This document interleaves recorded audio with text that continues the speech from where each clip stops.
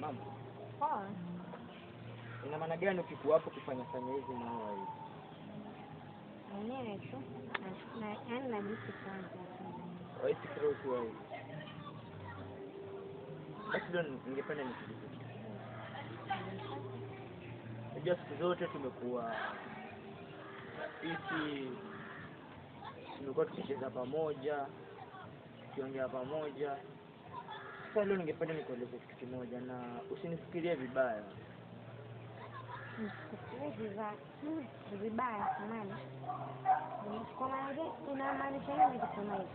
Kusema kweli, unajua watu husema kwa shule, msichana mzuri, msichana mrembo, na sometimes unajua mimi wana ignore watu. Sasa leo ningependa nieleze. Kikweli. Sasa hivi mtu akitokea kukupenda, utakuwa watu gani? Sasa hivi mtu atakataka kunipenda. Nadhani nilikwambia na nilikueleza kwamba na nikakueleza kwamba mimi kama msichana kwa sasa haitawezekana. Kwa sababu maisha yanayoishi kwa sasa nahitaji kutia bidii kwenye maisha. Kwa niambia kwamba mtu atakuja kunipenda kwa sasa, hapana, haiwezekani. Siwezi kubali. Kwa nini umeuliza hivyo? Kuuliza tu kwa sababu kuuliza si ujinga bali kupea mtu jibu, ninakupea mtu jibu sahihi. So mimi ningependa kitu kimoja. Unajua kusema kweli mimi ningependa nikwambie kutoka kwa moyo wangu. Sasa mimi nimetokea kuvutiwa na wewe sana. Na hii unafikiriaje? Lakini naomba usinifikirie vibaya. Kufikiria vibaya, maana wewe ni rafiki yangu, nakufikiria kama sana. Kwa sababu tumetoka mbali sana. Tumeanza toka grade za chini mpaka sasa tulipofikia. Bado nakufikiria kama sana. Na kuhusu swala la mimi wewe kidogo. Hello?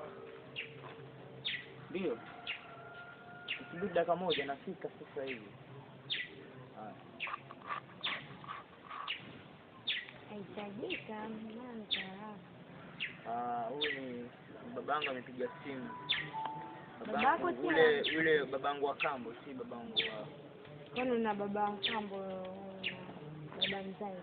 Yaani I mean that uko na baba wawili. Wa kwanza nilikwambia alifariki. Yule ambao mamangu amemleta kwa kama wa kambo, na sisi babangu wa damu. Yeye tunafanya naye.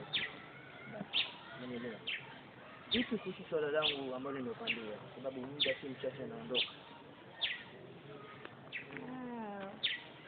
Mimi nadhani nimekuelewesha kwamba mimi kwa sasa kwa kuingia kwa mahusiano siko sana. Maana mambo mengi nafikiria sana. Kwa nikiwa kwa mahusiano nitakuwa najiconfuse, maana na mambo mengi ya kufuatilia.